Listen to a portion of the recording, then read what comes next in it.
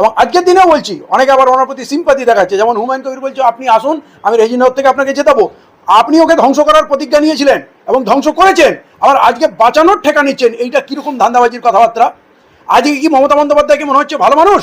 মমতা বন্দ্যোপাধ্যায় আমাদের এত ক্ষতি করেছে, তাকে আবার প্রশ্রয় দেওয়ার নতুন করে কি মানে কি ডিল হয়েছে? আগে একটা ডিল হয়েছিল মমতাকে ধ্বংস করতে হবে, এখন কি নতুন কোনো ডিল হয়েছে নাকি? অতএব এই দ্বিচারিতা একেবারেই গ্রহণযোগ্য না। আর মমতা বন্দ্যোপাধ্যায় যে সমস্ত লোকগুলো তৃণমূলে চলে যাচ্ছে, এই তৃণমূল ছেড়ে বিজেপিতে চলে যাচ্ছে, কেউ নব্য তৃণমূল ব্লক তৈরি করছে, কেউ বলছে আমরা এনডিএকে সমর্থন দিচ্ছি, এরা আসলেই সব লুটেরা, চোর, ডাকাত। মমতার সঙ্গে ছিল লুটে পুটে খাওয়ার জন্য, মমতার রাজত্ব গেছে, ওরা এখন চলে গেছে বিজেপিতে। যে ফিরাদ হাকিম একদিন হজ করে তো পরের দিন পূজা করে, যে আল্লাহর সঙ্গে বেইমানি করে, সে কি মমতার সঙ্গে ওয়াফাদারি করবে? মমতাকে ছাড়তে ক সেকেন্ড লাগবে? একদিনও মমতার রেজাল্ট বেরোনোর পর একদিনও মমতার সঙ্গে থাকেনি, ও এখন শুভেন্দু অধিকারী আর এনডিএ আর বিজেপি করে বেড়াচ্ছে। অতএব এই মানুষগুলোর ব্যাপারে বিশেষ করে পুরো বাংলা তো ভাববেই, মানে হিন্দুরাও ধোকা খেয়েছে, বিজেপি কি জিনিস হাড়ে হাড়ে টের পাচ্ছে। মুসলমানদের বিচার করতে হবে ৭৯ বছরের এই স্বাধীন ভারতবর্ষে আমরা কি করলাম। আমরা মার খেয়েছি, গুলি খেয়েছি, আমাদের লাশ পড়েছে, বুথ ক্যাপচারিং করেছি, কিসের জন্য, কেন এত আমাদের ত্যাগ? আমরা যখন এরা ক্ষমতায় থাকে আমরা অত্যাচারিত হয়, মুসলিম বেল্টে গুন্ডা এরা প্রমোট করে, আর এরা যেই এদের দল শেষ হয় এরা লাফিয়ে লাফিয়ে কখনো বিজেপিতে কখনো সিপিএমে, একদিনের জন্য এরা আমাদের পাশে থাকে না। এমনকি যে মুসলিম গুন্ডাগুলোকে নেতা বানানো হয় সেইগুলো আমাদের কখনো কাজে আসেনি। এখন বিশেষ করে মুসলিম সমাজকে হিসাব মেলাতে হবে, হিন্দু সমাজ হিসাব তাদের মেলাচ্ছে যে কি করেছি আর কি পেয়েছি। অতএব এই যে মমতা বন্দ্যোপাধ্যায়ের দল ভেঙে গেল, এটা ভাঙারই ছিল, কারণ শুধু এটা চুরি করার জন্য, ডাকাতি করার জন্য এই দলটা তৈরি হয়েছিল। বিজেপিকে বাংলায় আনার জন্য এই দলটা তৈরি হয়েছিল কংগ্রেস ভেঙে। আজকে তাদের কাজ কমপ্লিট হয়ে গেছে, তাই বিজেপি আরএসএস তাদেরকে ভেঙে চুরমার করে ফেলে দিয়েছে, স্ক্র্যাপ করে দিয়েছে।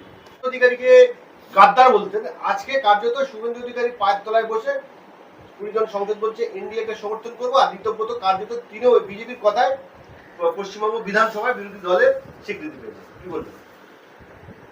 এটাই তো ভাবার বিষয়। আমরা তৃণমূলের বিরুদ্ধে বললেই আমাদের উপরে তকমা আসতো, এরা সব বিজেপি দালাল, এরা ভোট কাটতে এসছে। আমরা মমতাকে আক্রমণ করলেই বলতো তাহলে কি বিজেপি চান, বিজেপিকে আনতে চান? মানে তখন এরা কট্টর বিজেপি বিরোধী ছিল, আর আমরাই যেন বিজেপির সমর্থক ছিলাম। কিন্তু আজও আমরা বিজেপির বিরুদ্ধে আছি, আর তৃণমূলের পুরো রেজিমেন্টে বিজেপিতে গিয়ে বসে আছে।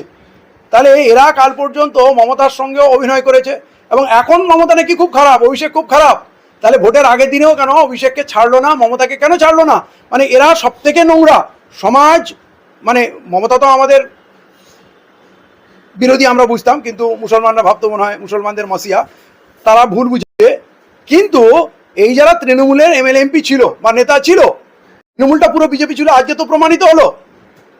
এবং আমি বলছি এই বিজেপিকে আনার পিছনে মমতা বন্দ্যোপাধ্যায়ের সব থেকে বড় হাত। আপনি যেটা সামনে দেখছেন না, মমতা আর বিজেপি যেন সংঘাত হচ্ছে, কোনো সংঘাত নেই। যদি সংঘাত থাকতো, এই যে পাড়ায় পাড়ায় চোরগুলোকে ধরে কাটমানি খোরদের তুলে কোমরে দড়ি বেঁধে ঘুরাচ্ছে, কাটমানি খোরদের রাজাকে, কাটমানি খোরদের সম্রাটকে অভিষেক তো মমতা বন্দ্যোপাধ্যায় তো। তাহলে তার রাজত্বে এত চুরি হলো, তিরপাল চুরি, চাল চুরি, বালি চুরি, গরু চুরি, আতর চুরি, এই যে পুরো সিন্ডিকেটের রাজত্ব, এত চুরি লুট, সেটা কি মমতাকে ভাগ না দিয়ে হয়েছে নাকি মমতার অজান্তে হয়েছে এত ইলিগাল কনস্ট্রাকশন? অতএব আসল যে কাটমানিখোর তোলাবাজ সেই অভিষেক এখনো ঘুরে বেড়াচ্ছে কেন? তার কোমরে দড়ি নেই কেন? ওই দুটো পচা ইট সাজিয়ে লোক মেরে দিল এবং জানে ডিম চলবে বলে হেলমেট পরেই গেছে। অতএব আজও বলছি মমতা বন্দ্যোপাধ্যায় বিজেপিকে এনেছে, বসিয়েছে, এবং মমতা বন্দ্যোপাধ্যায় শেষ 1 বছরে পাগল হয়ে গেছিল মুসলমানদের অপমান করতে, গাল দিতে, অত্যাচার করতে, দাঙ্গা করাতে। দাঙ্গা তো যখন থেকে এসছে তখন থেকেই চলছে, এবং প্রতিটা ক্ষেত্রে মুসলমানদের জেলে পোড়া, মিথ্যা কেসে ফাঁসানো, মানে অত্যাচার যে মুসলমানদের, এবং ধীরে ধীরে পার্টির উপর র্যাঙ্ক থেকে সমস্ত স্তর থেকে মুসলমানদের সরিয়ে দেওয়া এবং সরকারের কোথাও কোনো স্থান না দেওয়া, শুধু গুন্ডা বদমাশ করে ছেড়ে রেখেছিল। তাহলে আজকে মমতা বন্দ্যোপাধ্যায় ওয়াকফ নিয়ে যা করলো, হাজার হাজার মসজিদ, কবরস্থান, ঈদগাহকে 1 নম্বর খতিয়ানে ঢোকালো, পরেও ঘোষণা করলো এটা ঐতিহাসিক ভুল, এটা আমি সংশোধন করব। করেছে কি? ইলিগাল কনস্ট্রাকশনগুলো করে ছেড়ে দিল। ওর তো মেয়র ছিল, ও কি স্বীকৃতি দিতে পারতো না, রেগুলারাইজ করতে পারতো না, যেটা গুজরাটে হয়েছে?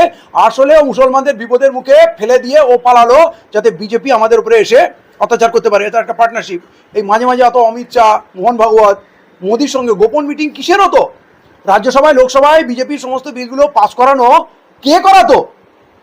আর আজকে দেখুন সেই বিজেপির লোকগুলো। আর আপনারা দেখেছেন বিজেপির নেতারা এমএলএ এমপি যখন তখন তৃণমূলে আসতো আবার তৃণমূল থেকে চলে যেত।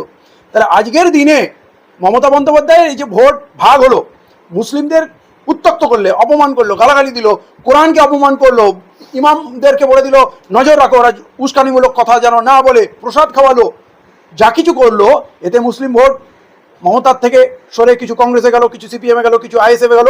এই বিভাজনটা মমতার জন্য হলো।